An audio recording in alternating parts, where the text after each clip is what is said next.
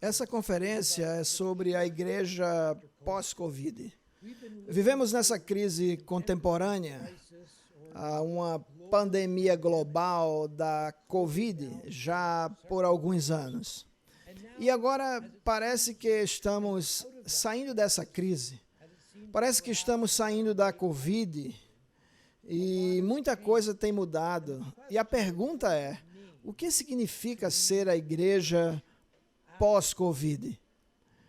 E me foi dado um tópico para falar sobre ele, que é o reino de Deus. O reino de Deus e a crise contemporânea na qual estamos vivendo. Então, eu quero começar com as palavras de Jesus. Desde o seu começo de ministério, era sobre o reino de Deus. E ele diz em Marcos 1, quando ele começa seu ministério público, depois que João foi colocado na prisão, Jesus foi até a Galileia, proclamando as boas novas. No grego, evangelion, as boas notícias de Deus. O tempo é chegado, dizia ele. O reino de Deus está próximo. Arrependam-se e creiam nas boas novas. E então ele fala àqueles que criam nas boas novas e se arrependeram, venham e sigam-me. Aqui estão as palavras de abertura do ministério de Jesus. O reino de Deus havia chegado. Mas o que ele queria dizer com o reino de Deus? Ele não para e explica, isso é o que eu quero dizer sobre o reino, ou coloca uma nota de rodapé. Ele pressupõe que os seus ouvintes judeus vão compreender o que é o reino de Deus. E há uma boa razão para isso. Podemos colocar da seguinte forma: quando Jesus dá esse passo e entra no meio da história, ele anuncia o reino, o que é algo que os judeus estavam almejando e que poria fim à história. Então, o reino é o alvo ou o momento máximo da história, quando Deus iria renovar, curar e restaurar toda a vida humana no contexto de toda a criação.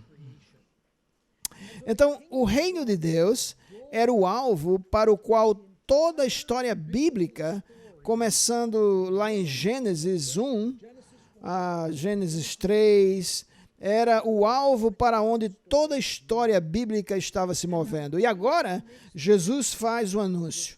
Essa esperança que você tem pelo reino, quando Deus irá restaurar o seu governo sobre a criação, sobre a humanidade, esse reino está rompendo para o meio da história. O fim da história está invadindo aqui no meio da história, na vida, na morte e na ressurreição de Jesus. E esse reino é sobre a restauração da criação, da rebelião humana e do pecado. Deus governava em Gênesis 1 e agora toda a história bíblica é sobre Deus restaurando o seu governo sobre toda a criação. Era uma história que havia começado em Israel e agora estava se movendo, e Jesus falou que estava se movendo para aquele momento culminante, quando finalmente o reino que Israel vinha procurando havia chegado. E havia chegado em Jesus. Mas, de alguma forma, o reino não vem para pôr fim à história, como eles esperavam. De alguma maneira, Jesus anuncia que esse reino rompeu aqui no meio da história, em sua vida, em sua morte e ressurreição. E a história vai continuar. Enquanto a igreja ela é chamada a ser testemunha com suas vidas, suas palavras e suas ações para com esse reino, até que Cristo retorne. E quando ele retornar, ele irá completar o seu trabalho de trazer o reino. Então, isso foi difícil para que os judeus pudessem entender. Eles estavam esperando esse momento culminante na história para inaugurar esse reino. Talvez possamos usar esse segundo diagrama que eu tenho como uma maneira de compreender o que está acontecendo. Esse diagrama em particular ilustra como a maioria dos judeus que viviam naquela época compreenderiam a história. Eles acreditavam que estavam vivendo em seus últimos dias. Esses tempos eram dominados pelo pecado, morte, pelo mal, por Satanás, opressão, injustiça, crueldade e doenças e dor, e tudo isso que fazia parte do mundo e fazia desse mundo um lugar de trevas. E chamavam aqueles tempos de últimos dias. Mas eles criam que Deus estava para voltar. Ele iria voltar no poder do Espírito e provavelmente voltaria como Messias. E quando Deus voltasse, ele iria inaugurar o que eles chamavam de dias vindouros. E esses dias vindouros eram praticamente sinônimo do reino de Deus. Os dias vindouros, o reino de Deus, era o tempo quando Deus iria restaurar a criação, com o conhecimento de Deus, que cobriria a terra da mesma forma que as águas cobriam o mar, quando o amor, a alegria, a justiça e o shalom. Em outras palavras, Deus iria restaurar o mundo para que se tornasse aquilo para o qual ele devia ser no começo. Então, os judeus estavam almejando por esse dia. Quando o Messias viria, quando Deus viria, retornando pelo poder do Espírito, ele iria inaugurar esses dias vindouros.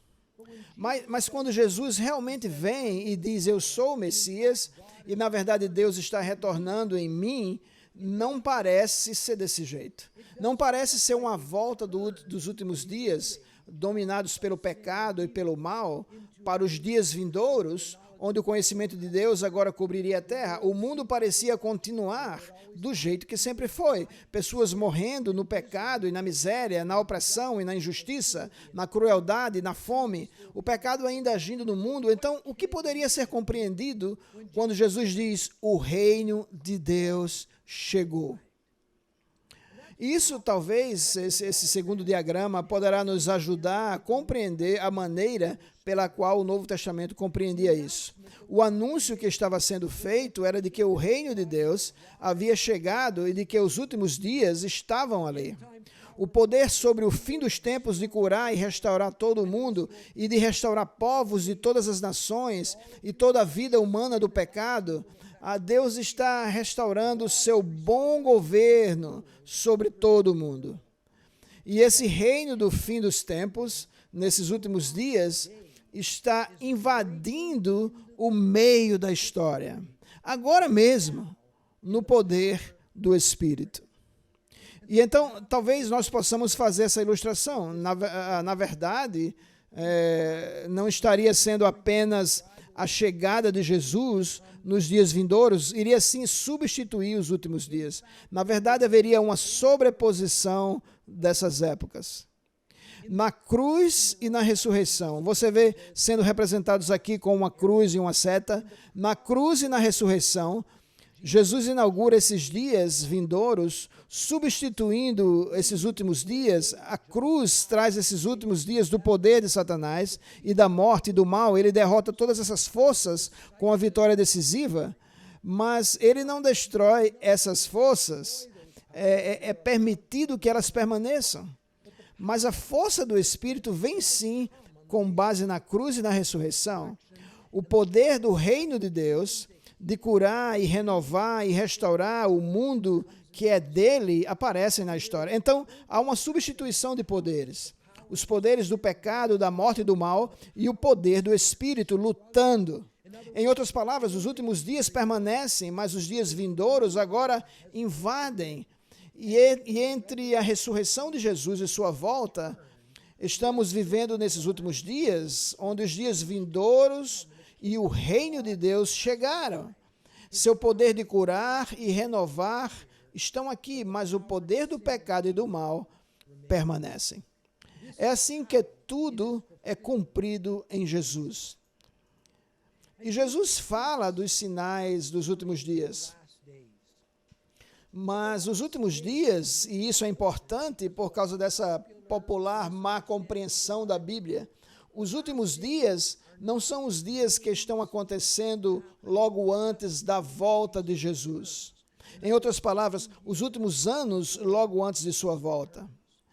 Esses não são os últimos dias. De acordo com o Novo Testamento, todo esse período de tempo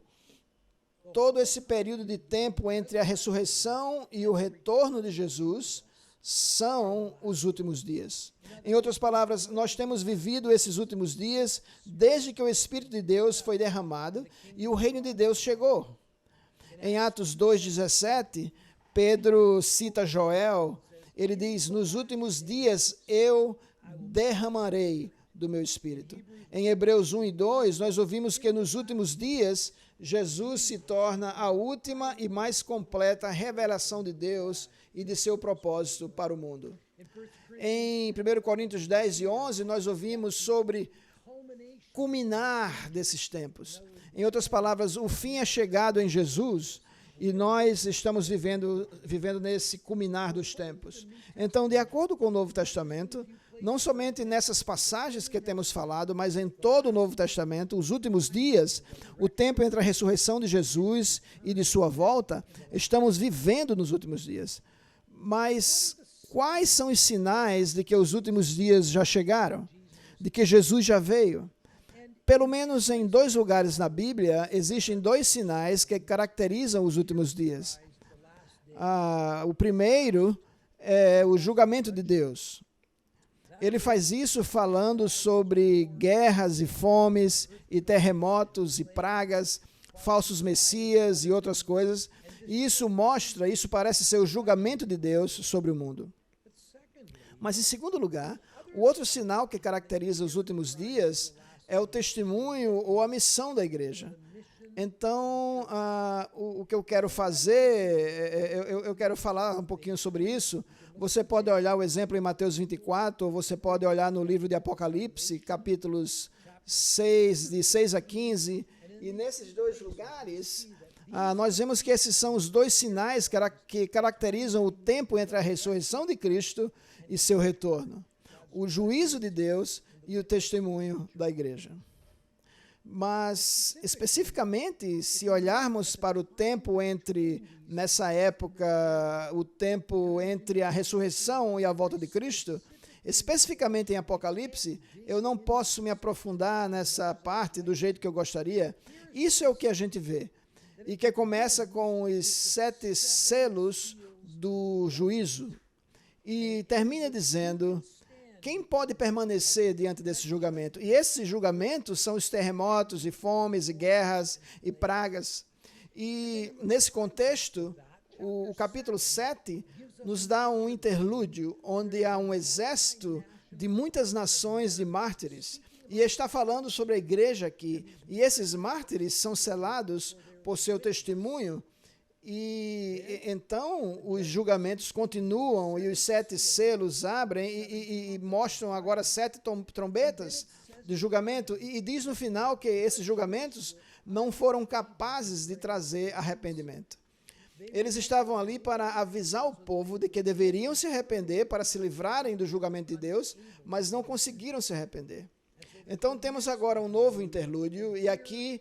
O fiel testemunho, a fiel testemunha da igreja, simbolizado por 2 testemunhas, é aberto, e essas 2 testemunhas representam as verdadeiras testemunhas da igreja para o reino de Deus, e conclui com uma conversão das nações. E aí temos o som de uma 7ª trombeta, e essa 7ª trombeta deve significar que um julgamento final está por vir. Mas antes de vir, temos mais um interlúdio onde o testemunho da igreja é desdobrado, muito mais agora como parte da batalha cósmica espiritual entre Satanás e o reino de Deus, e encerra com 2 resultados. Alguns creem que as testemunhas da igreja são convertidos, outros não, e eles são julgados. Agora, há muito mais que podemos dizer sobre isso, olhando os símbolos que Apocalipse usa, mas o que eu quero que vocês saibam é o seguinte... é que há um julgamento e uma testemunha, um julgamento e uma testemunha, um julgamento e uma testemunha. Isso é o que caracteriza no livro de Apocalipse esses últimos dias entre a ressurreição e o retorno de Cristo. O julgamento foi colocado para produzir arrependimento, mas não conseguiu. Somente pelo testemunho da igreja as pessoas foram capazes de se voltar para Deus. Então, o que vemos quando voltamos para o nosso primeiro diagrama é que o poder nesses últimos dias, caracterizados pela ressurreição e retorno de Cristo, esses últimos dias são caracterizados, por um lado, por julgamento de um lado e por testemunho no outro. Então, quero apresentar isso aqui brevemente. É muito importante procurar compreender isso aqui de forma correta e bíblica. Mateus 24 e Apocalipse 6 a 16 apontam para o mesmo julgamento. Guerras e fomes, terremotos e pragas e muito mais.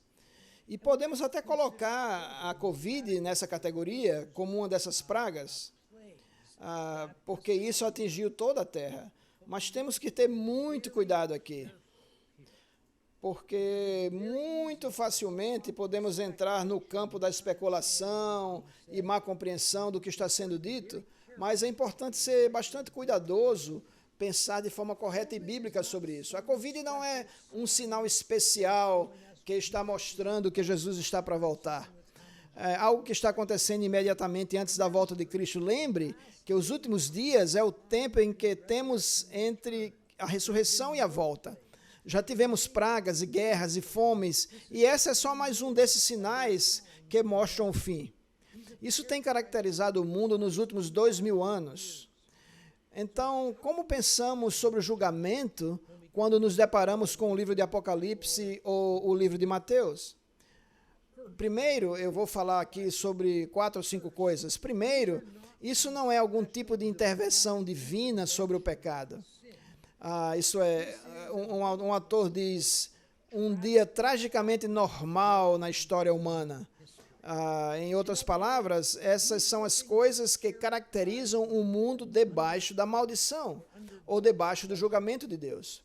Ou, colocando de outra maneira, é como vemos em Romanos 1, Deus está entregando à humanidade a consequência pelos seus pecados e pela sua idolatria. Essa é a maldição nesse mundo de Deus por causa do pecado e da idolatria. Ou como Ezequiel coloca, que as pessoas estão agora experimentando as consequências de sua idolatria. Então, essas não são intervenções divinas especiais. Isso é o julgamento de Deus e maldição sobre o mundo que ainda está sob o pecado. Mas o que o livro de Apocalipse deixa claro é que tudo isso são avisos às pessoas. Em outras palavras, os avisos dizem que essa não é a maneira que as coisas deveriam acontecer. Não é assim que o mundo deveria ser. E esses julgamentos, se você observar, esses terremotos e guerras que mostram que este é um mundo debaixo de maldição, deveria nos levar ao arrependimento. Em outras palavras, esse julgamento limitado, onde Deus não derrama o seu julgamento de forma completa, e ele age assim para que o seu julgamento não destrua o mundo, esse julgamento limitado tem a intenção de levar o povo ao arrependimento. Mas como Apocalipse conclui em Apocalipse 9, eles não foram capazes de produzir arrependimento, tirando o testemunho da igreja. Eles podem advertir o povo, mas somente pelo testemunho da igreja que eles conseguirão se arrepender.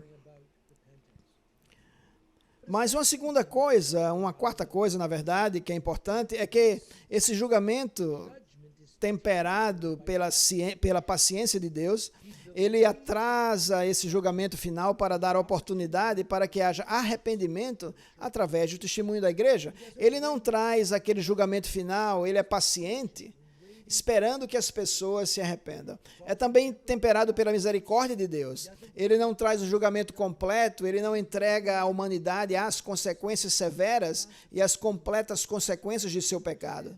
E ainda parece que ele revoga um julgamento ainda mais severo, os 7 trovões. Deus permanece paciente, advertindo o povo quanto ao arrependimento, agindo com misericórdia, não dando ao povo o que eles merecem. Mas a chave, eu vejo aqui em Apocalipse de 6 a 15, é somente uma igreja cujo testemunho em vida aponta para um reino vindouro. Uma igreja cuja vida e palavras interpreta nossos tempos e proclama o Evangelho. É somente a missão da igreja, onde a vida da igreja aponta para o reino de Deus e as palavras evangelísticas da igreja anunciam o reino. É somente diante das testemunhas da igreja é que as pessoas irão se arrepender e crer nas boas novas e se converterem. Juízo não pode trazer um arrependimento final. Mas há outro lado do juízo de Deus que eu quero apresentar aqui, que eu creio ser importante enquanto pensamos sobre a igreja pós-Covid. E é o seguinte, com frequência essas crises das quais a igreja não está isenta, elas também experimentam, uma vez que muitos cristãos tiveram Covid, mesmo sendo cristãos, muitos cristãos também morreram em função da Covid. Então essas crises podem nos lembrar novamente da nossa importância enquanto testemunhas do propósito de Deus. O livro de Apocalipse nos mostra que testemunhar é a única forma em que as pessoas vão se arrepender, de que essas crises não trarão arrependimento. E essas crises na história podem fazer tremer o povo de Deus e levá-los para fora de sua conformidade em sua cultura idólatra. A igreja que vive em uma idolatria cultural e não está agindo como fiéis testemunhas, apontando para o reino de Deus, que tem seguido uma idolatria política, econômica e outras idolatrias de seu país, elas precisam ser sacudidas e se livrarem de tudo isso, para se tornarem um povo atraente e diferente. Então, as crises na história podem sacudir o povo de Deus e não permanecerem em conformidade com sua idolatria cultural. E essas crises podem agir como uma convocação, uma nova convocação para a igreja, trazendo para suas vidas um frescor novo debaixo da palavra de Deus. Ou, colocando de outra forma, trazendo um outro aspecto, colocando as duas figuras juntas, ela pode fazer acordar o povo fiel de Deus, pode acordá-los de sua idolatria sonolenta e lembrá-los novamente de sua vocação, dar testemunho das boas novas e, ao mesmo tempo, pode podar os galhos mortos. Jesus fala dessa poda em João 15, onde os galhos mortos são podados e tirados da vinha. Então, essas crises podem acordar o povo de Deus para serem fiéis e podar os galhos que estão mortos.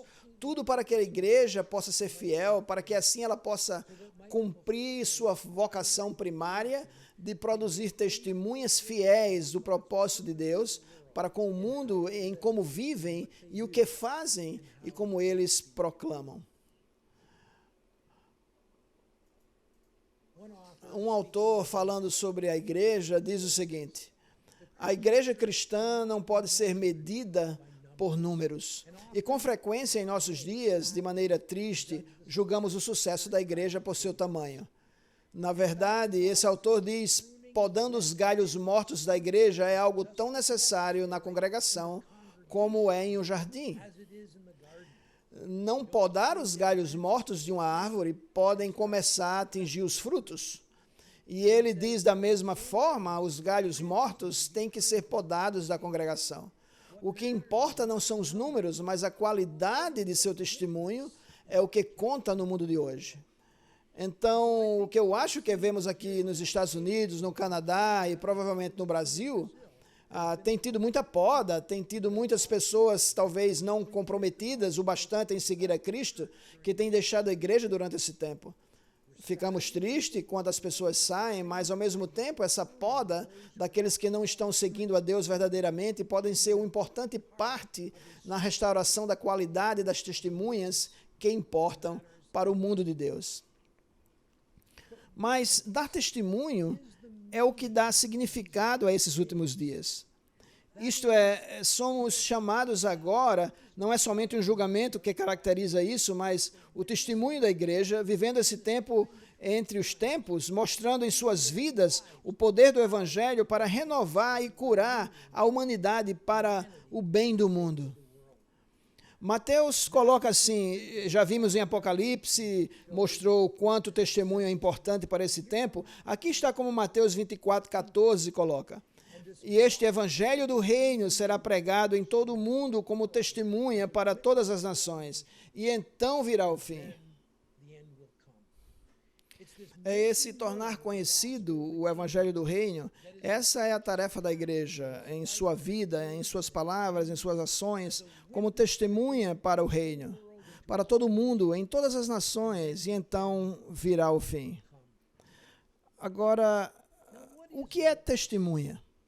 Essa palavra, quando você pensa em termos do livro de Apocalipse ou do livro de Atos, mas vamos pensar no livro de Apocalipse. O testemunho da igreja é a recusa em se render à idolatria da cultura, a recusa em seguir os ídolos da cultura. Então, em Roma, era a recusa em dobrar os joelhos diante de César como Senhor. Talvez nos dias de hoje, no Brasil, seja a recusa de se prostrar diante das idolatrias, das ideologias, ou até da política de direita ou da política de esquerda. Talvez seja a recusa de dobrar os joelhos diante da idolatria econômica dos nossos dias nesse mundo de consumismo. Seja lá quais forem as idolatrias de uma cultura, as testemunhas se recusam a dobrar seus joelhos diante de qualquer idolatria. Mas, em vez disso, vivem como uma nova humanidade, como um novo ser humano que vive no meio deste mundo como um sinal de um reino vindouro. Por toda a história bíblica, o povo de Deus, seu primeiro testemunho é uma vida que mostra para onde a história está indo. Uma vida que personifica a intenção da criação de Deus para a humanidade. Uma vida que personifica para onde o reino estará indo no dia em que Cristo retornar. Uma testemunha coloca em primeiro lugar em sua vida, e cada parte de sua vida submete toda a sua vida para o senhorio de Jesus Cristo. Mas a nossa testemunha no livro de Apocalipse também se apresenta em palavra. Ela fala e aponta para Jesus Cristo como a fonte dessa nova vida. Aponta para Cristo, especialmente sua morte e ressurreição, como o poder de Deus que está transformando a igreja e o poder de Deus que um dia será derramado quando ele retornar, que irá transformar todo o cosmos. Então, o nosso testemunhar dessa vez é viver como um povo que está dizendo: o reino está chegando, olhe para nossas vidas e você verá traços desse reino. E anunciamos que o reino virá. Voltem-se para Deus, se arrependam e creiam nas boas novas, e você poderá participar do reino de Deus quando ele retornar. O fato é que nosso chamado, nossa vocação nesse tempo entre os tempos, o que isso quer dizer nesse pós-Covid? Quais deveriam ser as prioridades da congregação local? E eu quero falar aqui, como já venho fazendo há um tempo, de novas prioridades. Quais são as novas prioridades para a congregação local? Eu creio que uma prioridade principal, que com frequência tem sido negligenciada, seria a adoração e o discipulado pelo bem de sua formação. Isto é, como nossas reuniões e cultos e de como os nossos diversos programas de discipulado formam o nosso povo para serem um povo distinto e atraente que nos colocam em uma forte oposição aos nossos ídolos da cultura em nossa forma de viver para o bem do mundo. Como a adoração e o discipulado estão nos formando. E agora nós queremos especificamente apontar nesse momento para o exemplo da igreja primitiva. A igreja primitiva compreendeu muito bem que estavam vivendo na idolatria do Império Romano. E os novos crentes viriam e seriam colocados num processo catequético, um processo de ensino começado com novos crentes e continuando até que eles se tornassem parte da igreja, que os formaria com uma história bíblica. Isso seria um processo de 2 anos de catequismo antes de serem batizados. E então eles seriam convidados para a comunhão e naquela formação do povo de Deus, a ser aquela nova humanidade atraente para o bem das nações. Isso continuaria. Esse tipo de testemunhas pelas quais a igreja primitiva estava procurando, eles não estavam atrás de números, eles estavam atrás dessa qualidade de testemunhas, um povo que fosse realmente fiel. Então havia uma completa demanda para um compromisso total. Ou você se comprometia completamente em seguir a Cristo, ou você não o seguiria de forma alguma. E para eles, a qualidade da testemunha, do testemunho e a demanda por um compromisso total era muito mais importante do que um crescimento numérico.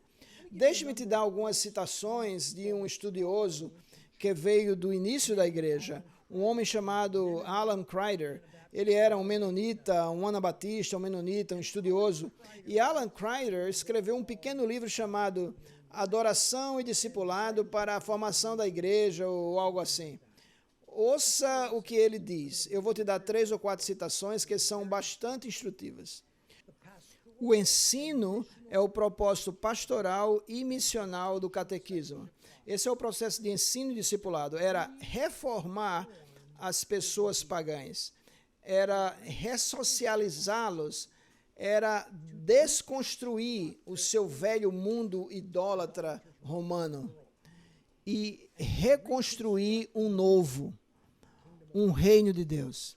Então, eles emergiriam como pessoas cristãs que estariam em casa, em liberdade de comunhão.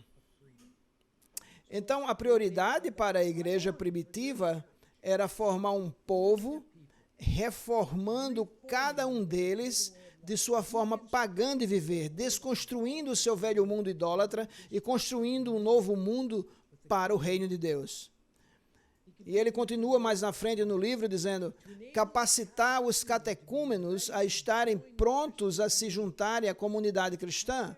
O catequista precisava substituir esse mix de história e mito, de histórias romanas pagãs, por uma narrativa alternativa, a história da salvação, sendo recontada das escrituras hebraicas que culminavam no trabalho da pessoa de Jesus Cristo e que continuava na vida dessa igreja transnacional e o sofrimento dos mártires. Isso é o que ele está dizendo. Ele está dizendo que na maior parte de suas vidas, essas pessoas haviam sido formadas pelas histórias do Império Romano, essas histórias pagãs que haviam moldado cada um deles num povo pagão.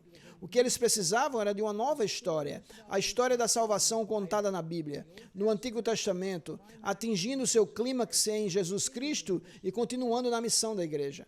Eles precisavam de uma história que iria substituir aquela velha história romana para que eles pudessem viver como um povo atrativo. E, finalmente, ele diz que é o catequismo e a continuidade de ritos e práticas que isso cumpria a função de dar uma nova forma a esses pagãos que haviam se juntado à igreja, em cristãos, num povo distinto que viviam de uma forma que era reconhecida na tradição de Jesus Cristo. Sendo assim, esse povo reformado seriam atrativos. Em outras palavras, eles tinham práticas individuais e coletivas. As Escrituras, meditação nas Escrituras, adoração e louvor, oração, essas práticas que aconteciam eram destinadas a reformar esses pagãos convertidos e torná-los em cidadãos do reino de Deus, que viviam como cidadãos do reino de Deus. Eram agora um povo distinto que, diferentemente dos romanos, e que, obviamente, viviam de uma forma que Jesus Cristo os havia chamados para viver. E se eles vivessem dessa forma, eles seriam reformados e seriam atraentes. Aqui está uma das chaves. Para a igreja primitiva, era apenas a história bíblica. O Antigo Testamento sendo cumprido em Jesus, movendo-se através da missão da igreja, e era através dessa história bíblica a única maneira em que eles seriam formados. Se olharmos o catequismo, olharmos para Irineu, que foi ali o primeiro teólogo naquele tempo, naquele momento, eles usavam esse catequismo basicamente para contar a história bíblica. Eles foram formados pela narrativa da história bíblica. Criação, pecado, Israel, Jesus, a missão da igreja, sua consumação. Todo esse catequismo estava formando o povo a viver nessa história bíblica. E essa história bíblica foi destinada a criar uma nova narrativa de suas vidas, reformar sua identidade e seu comportamento. Foi destinada a essas práticas espirituais para receberem aquela nova vida que viria em Cristo Jesus. foi usada para capacitá-los a encontrar a narrativa cultural romana e sua idolatria e agir como um desintoxicante, remover a poluição daquela idolatria que tinham para que assim pudessem ser fiéis. E todo o objetivo para que assim eles pudessem ser mais como Jesus e suas vidas pudessem ser mais atraentes. E eles sempre disseram no catequismo que aquilo tudo era para o bem do mundo. Vamos viver nossas vidas de maneira atrativas para que as pessoas possam se juntar às nossas fileiras e serem participantes do reino de Deus. Então, eu quero encerrar sugerindo que o Covid e o pós-Covid nos oferece uma nova oportunidade.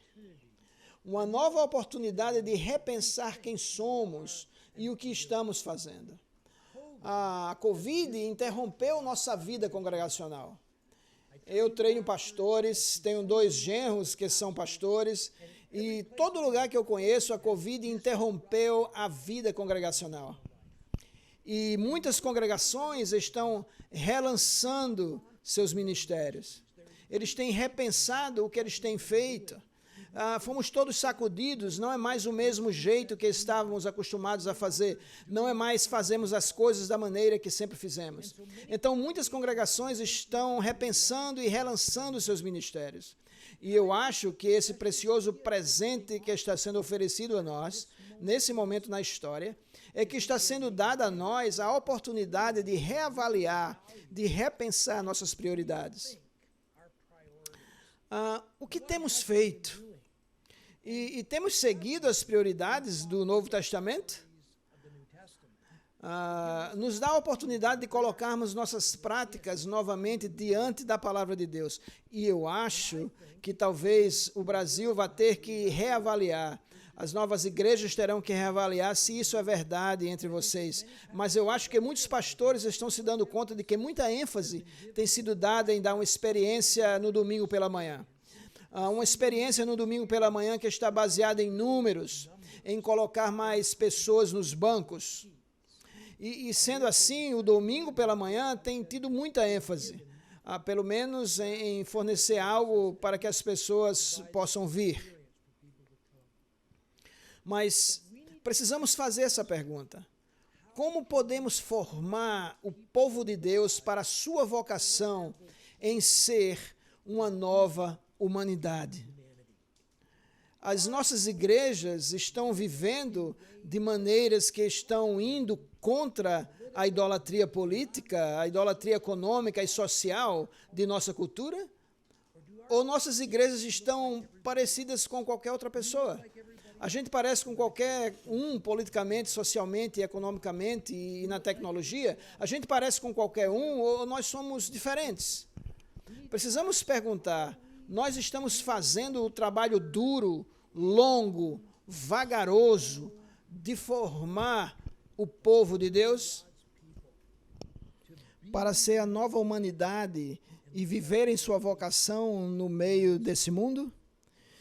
E isso quer dizer que a nossa adoração não será somente sobre atrair pessoas, será sobre perguntarmos como podemos formar a nossa adoração para fazer com que o povo de Deus seja formado para ser o povo de Deus. E como podemos formar as nossas práticas de comunhão e discipulado para que o que estivermos fazendo seja formar o povo de Deus para conhecer a história bíblica, conhecer o Evangelho de Jesus Cristo, conhecer os ídolos de nossa cultura, para que assim possamos cumprir o nosso papel de sermos testemunhas das boas novas. Apocalipse nos lembra de que vamos continuar a enfrentar o juízo de Deus e as crises. O Covid não será a última, haverá outras, talvez até piores, mas somos lembrados também por Apocalipse de que essas crises e julgamentos, elas não trarão arrependimento. É somente no mundo que não crê que teremos uma igreja que é fiel ao Evangelho de Jesus Cristo. Que esse Covid nos apresente a essa nova oportunidade de sermos uma igreja, uma nova humanidade para o bem do mundo.